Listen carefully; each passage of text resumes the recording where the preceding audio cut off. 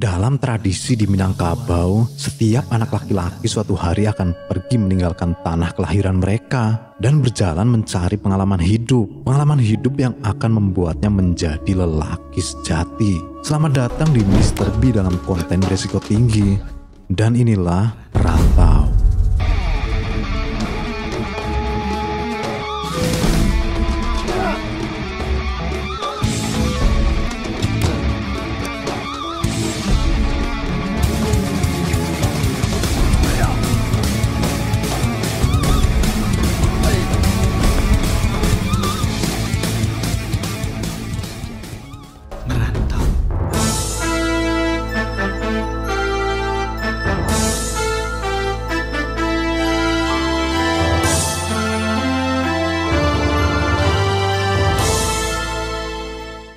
Cerita akan mengantarkan kita ke tanah Minangkabau, Sumatera Barat. Di tempat inilah seorang bernama Yuda, pemuda baik-baik yang patuh dan berbakti pada orang tua, suka menolong, gemar menabung, dan sangat mirip dengan Iko Uwais, tinggal bersama ibu dan kakaknya.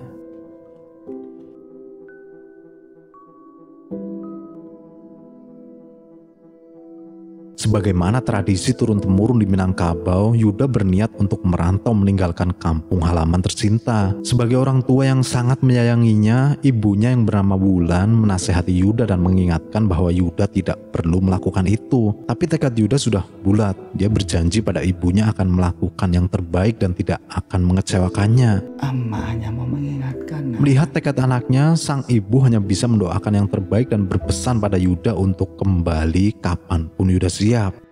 Berbekal ilmu silat harimau yang dikuasainya, niat Yuda sudah teguh untuk mengejar mimpinya di ibu kota. Siap.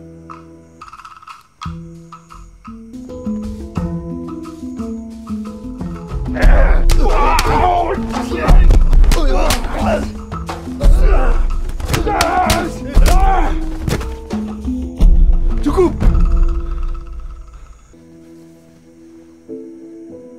Pagi harinya Yuda pun berangkat meninggalkan tanah kelahirannya yang subur dan damai, ibu yang sangat menyayanginya dan seorang kakak yang sangat berwibawa. Sebelum pergi, ibunya memberikan sebuah kalung peninggalan dari ayahnya dan berkata bahwa ayahnya akan selalu menemaninya. Yuda berjanji akan menjaga nama baik dan membuat bangga keluarganya. Terlihat sang ibu sangat berat melepas kepergian Yuda pagi itu.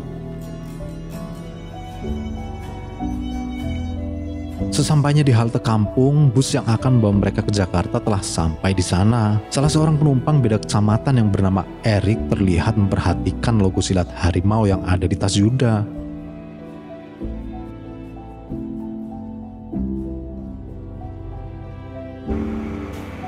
Di perjalanan, Erik bertanya tentang apa tujuan dan rencana Yuda di Jakarta, apa mau cari kerja. Yuda menjawab kalau dia ingin merantau dan mengajar silat di sana. Saat Yuda bertanya apa kerjaan Erik di Jakarta, Erik menjawab, sekarang awak kerja di mana saja, kemana kaki bisa membawa. Melihat Yuda saat ini mengingatkan Erik pada dirinya 15 tahun yang lalu sebelum ia bertemu dengan John Wick. Bukan bermaksud merendahkan, Erik menyarankan Yuda untuk belajar dari kegagalannya. Kamu sadarkan kepalamu dari mimpi-mimpi belaka, karena hidup tidak cukup hanya dengan mengajar silat. Sebaiknya kamu pergunakan kepandaianmu itu untuk hal lain dan carilah uang di tempat yang berbeda. Karena di perantauan tidak seperti saat Yuda di kelas sekolah dulu, tidak ada yang mudah di dunia ini. Beberapa waktu tak tahu kemudian, bus telah sampai di ibu kota. Yuda dan Erik berpisah di sana.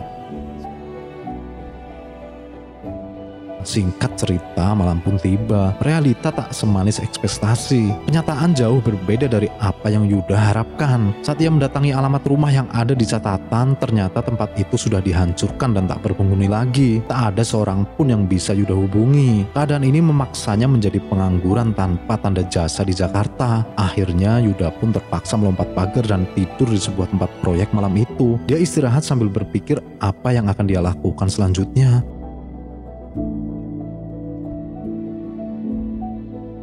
Keesokan harinya, Yuda sarapan di sebuah warung sate. Yuda memberitahu bahwa dia orang baru dan bertanya pada bapak itu barangkali tahu tempat di mana Yuda bisa mengajar silat. Salah orang dia. Tentu saja bapak itu tidak tahu dan bingung harus menyarankan apa pada Yuda. Semuanya, Pak.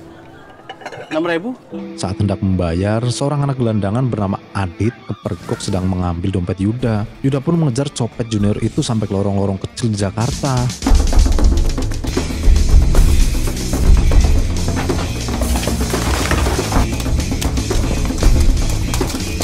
Sampai akhirnya anak itu berhasil ditangkap. Saat Yuda sedang meminta dompetnya pada Adit, tak jauh dari sana terlihat seorang laki-laki dan seorang harim sedang bertengkar meributkan sesuatu. Asal lo tahu tuh pantat tepos nggak laku di sini. Ngepet lo. Jon, gue nggak sengaja, Jon. Lo tau sendiri kan gue butuh banget kerjaan ini, Jon. Enggak. Ternyata harim itu adalah Astri, kakak perempuan dari Adit, dan bosnya di bar tempat Astri bekerja yang bernama Joni. Mereka bertengkar meributkan masalah uang tips. Melihat itu, Adit kecil pun berlari untuk mencoba menolong kakaknya, yang justru membuat Joni semakin marah dan mulai bertindak kasar pada Astri. Tadinya Yuda tidak mau ikut campur ya, tapi melihat seorang harim diperlakukan dengan kasar, tentunya Yuda tak bisa tinggal diam.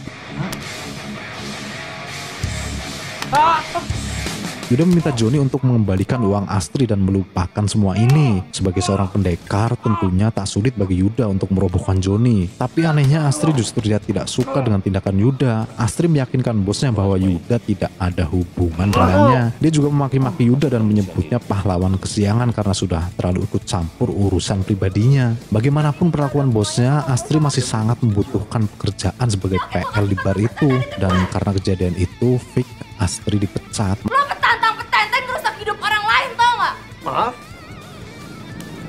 Kak, jangan. Masih dengan baju yang sama, saat malam tiba, Yuda kembali ke tempat kosong itu dan tidur di sana sambil memikirkan nasib ke depannya. Di tempat lain, seorang big boss bernama Rager sedang memeriksa barang baru dengan sangat seksama, mulai dari bibit, bebet, dan bobotnya.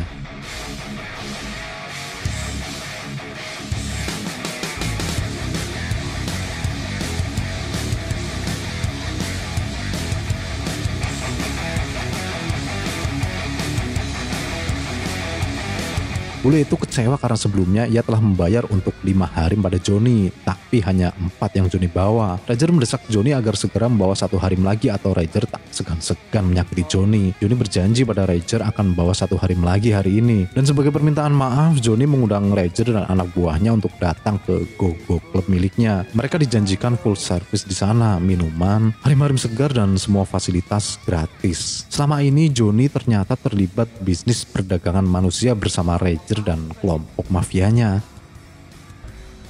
Sore itu Astri pergi ke rumah teman profesinya bernama Ai yang masih satu kompleks dengannya. Tapi Ai tak ada. Tangganya memberitahu bahwa sebelumnya Ai dijemput oleh seorang laki-laki yang berlaku sangat kasar. Ternyata Ai adalah salah satu dari 4 harim yang sudah Joni jual pada Rager, dan sekarang giliran Astri yang dijemput paksa oleh Joni. Masuk.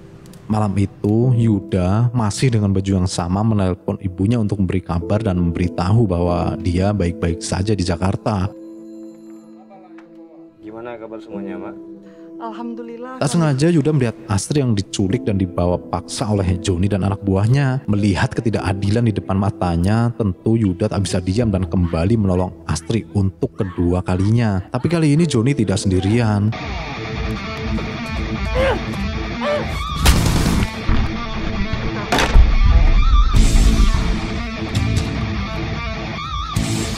Pecu-pecu main. Kamu udah apa?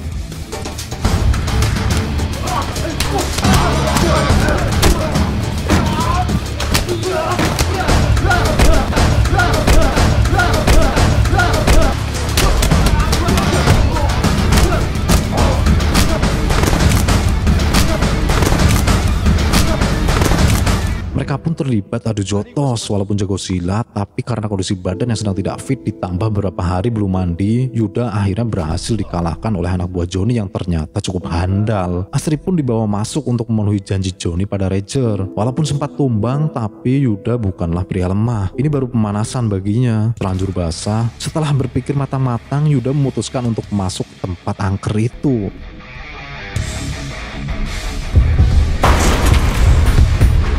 Tanpa banyak bacot, Yuda pun mulai bertarung melawan para bodyguard dan membuat pertunjukan brutal di bar malam itu. Menggunakan jurus cakar harimau dan tendangan geledeknya, satu persatu anak buah Joni pun tumbang.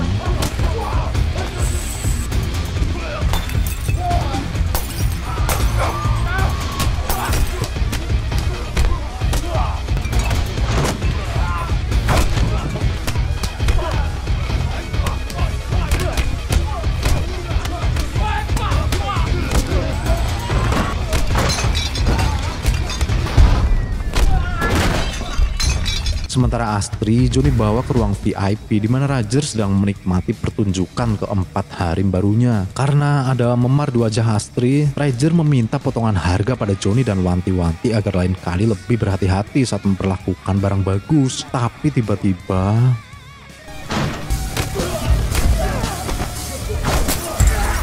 dengan cepat Yuda menerobos masuk. Dia memberi kejutan pada para mafia itu dengan tendangan geledeknya dan membawa lari Astri. Muka si bule cacat permanen akibat terkena pecahan botol saat insiden itu. Roger marah besar dan menekan Johnny untuk bertanggung jawab atas semua ini.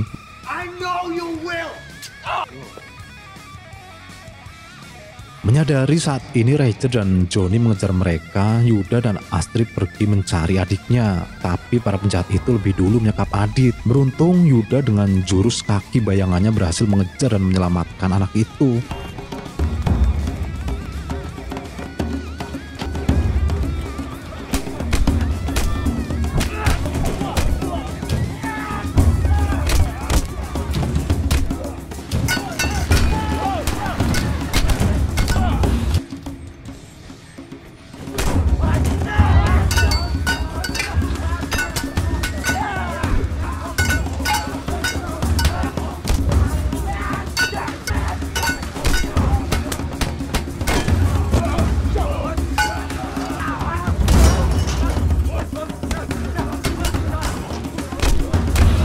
Dalam situasi seperti ini tentunya sangat tidak aman ya jika Astri dan adiknya pulang ke kontrakan. Karena sudah pasti anak buah Roger dan Johnny akan mencari mereka ke sana. Akhirnya demi keselamatan bersama, Yuda membawa Astri dan Adit untuk menginap di hotel gratisan langganannya. Tidak seperti sebelumnya, kali ini Astri sudah bisa bersikap lebih baik pada Yuda. Memang seharusnya begitu ya. Malam itu mereka saling bercerita tentang asal-usul dan masa lalu mereka. Astri bercerita bahwa dulu orang tuanya beranggapan banyak anak banyak rezeki, tapi mereka lupa sebelum bisa menikmati rezeki itu banyak mulut yang harus dikasih makan. Saat keadaan semakin memburuk, bapaknya pergi membawa kakak laki-laki dan dua adik Astri. Astri benar-benar gak habis pikir kenapa mereka tega dan memilih meninggalkan Astri dan Adit. Mulai saat itu Astri bekerja keras dan akan melakukan apapun. Astri tidak akan membiarkan Adit kelaparan karena saat ini hanya Aditlah satu-satunya keluarga yang dia miliki. Astri menyarankan pada Yuda kenapa dia tidak pulang saja ke Sumatera. Itu lebih baik karena sudah pasti para penjahat itu mengincarnya. Tapi tidak semudah itu ya.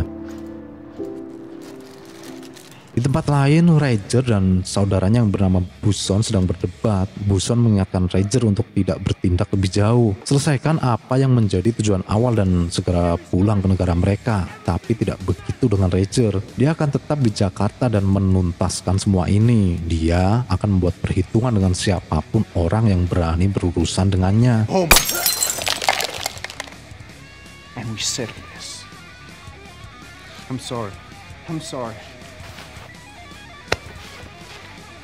Saat itu Johnny datang membawa 3 petarung terbaik untuk membantu bosnya, di mana salah satunya adalah Eric yang pernah satu bus dengan Yuda. Yang mana Eric ini kalau diperhatikan ternyata sangat mirip dengan Kang Yayan Ruhian. Tapi Roger justru marah dan mengusirnya. Dia menganggap mereka tak berguna. Saat ini yang dia butuhkan adalah Astri dan pria yang membawanya.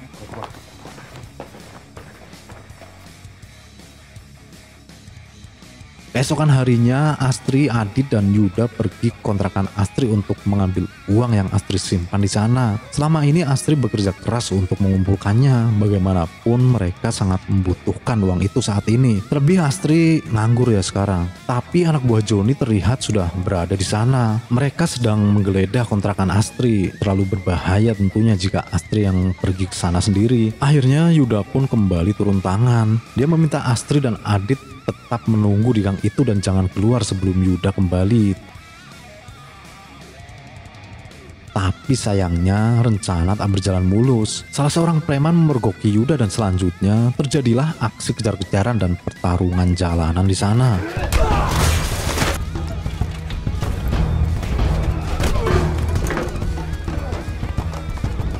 Dan yang sangat membagongkan, seorang tetangga Astri bertindak songong dengan memberitahukan keberadaan Astri dan Adit pada para preman itu. Kakak beradik itu mencoba lari, ada sebuah tempat untuk sembunyi, tapi sayang itu hanya cukup untuk satu orang. Astri meminta Adit untuk sembunyi dan jangan pernah keluar sampai keadaan benar-benar aman. Astri berjanji akan kembali untuk Adit.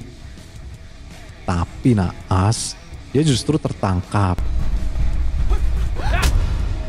Adit melihatnya, tapi anak kecil itu tak bisa berbuat apa-apa.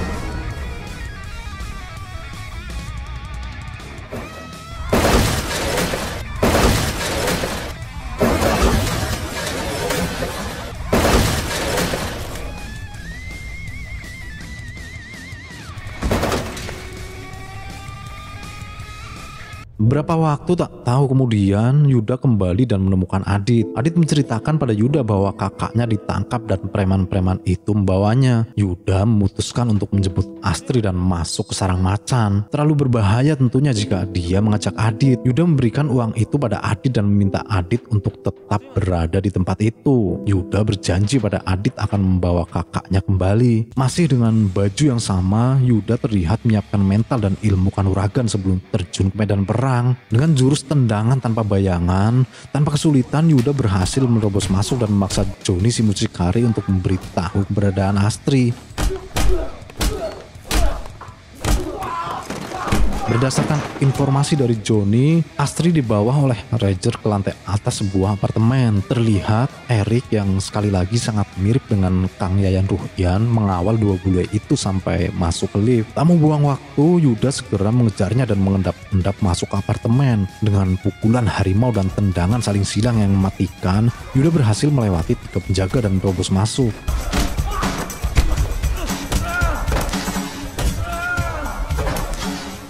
Tapi apa yang terjadi terasa sangat menyakitkan. Saat melihat Roger ternyata telah menjadikan Astri sebagai lahan untuk bercocok tanam sebelum Astri dijual sebagai aset untuk sumber penghasilan. Buson beritahu Roger bahwa pendekar itu sedang mengacau di tempat ini. Dia membujuk saudaranya itu untuk segera pergi.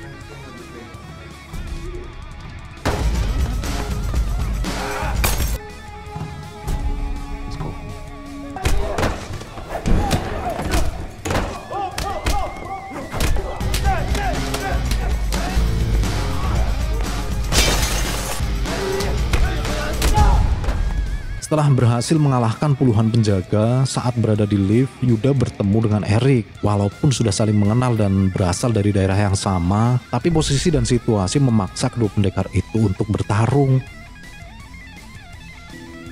Seharusnya udah tidak melakukan ini dah. Jadi kamu yang mereka cari-cari, Yuk.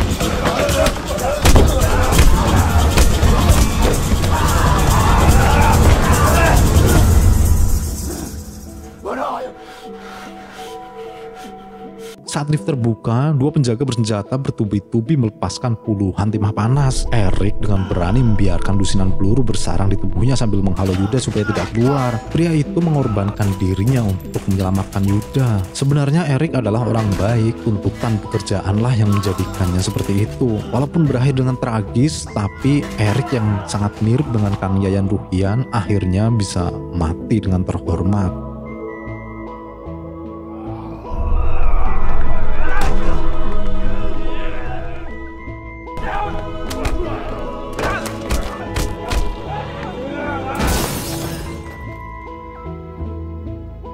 Yuda mengejar Ranger dan kawanannya sampai ke pelabuhan. Dia melihat Astrid dipaksa masuk ke peti kemas bersama puluhan harim lain yang akan dikirim ke Zimbabwe.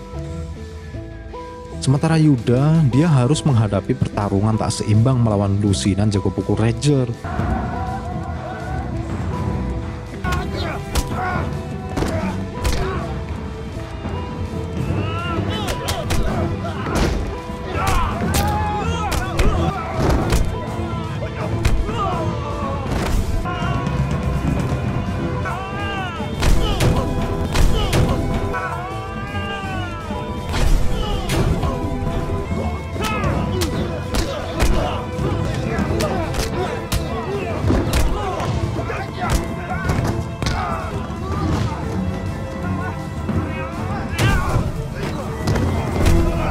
Setelah mengerahkan semua ilmu kanuragannya, akhirnya Yuda berhasil mengalahkan mereka. Tapi ini belum berakhir. Yuda masih harus menghadapi duo bule yang ternyata selain handal dalam hal bisnis lendir, rupanya dua bersaudara ini adalah petarung yang cukup terlatih. Mereka pun bertarung habis-habisan.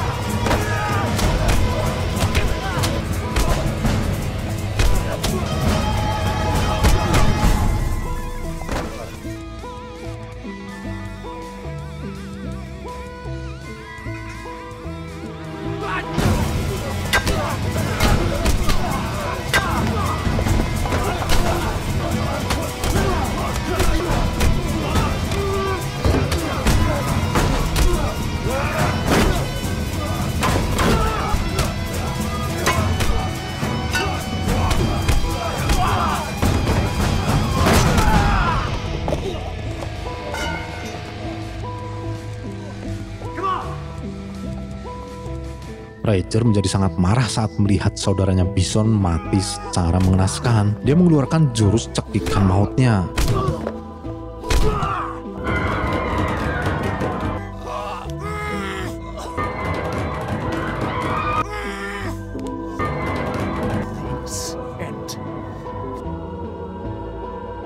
Tapi itu tak cukup untuk melawan ajian tinju gledek milik Yuda.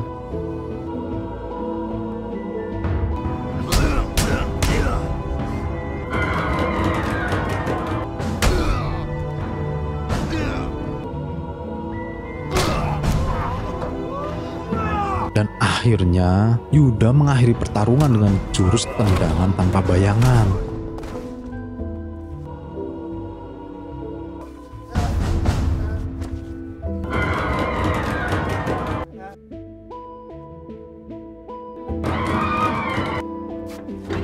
Berkat keberanian Yuda, Astri dan lusinan harim lainnya berhasil diselamatkan.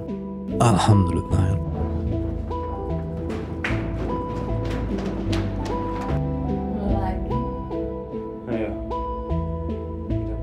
Tapi yang mengecewakan ternyata Ranger belum wafat. Dia bangkit dan menikam Yuda dari belakang. Masih dengan baju yang sama, pahlawan kita akhirnya tumbang karena luka tusukan yang sangat parah.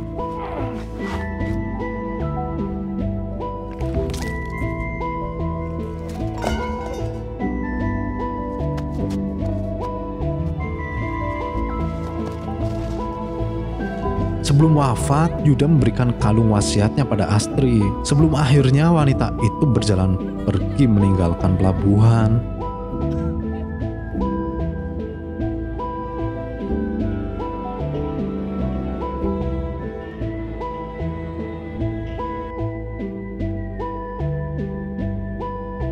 Beberapa waktu tak tahu kemudian, Astri bersama adiknya Adit pergi mencari rumah keluarga Yuda di Minang.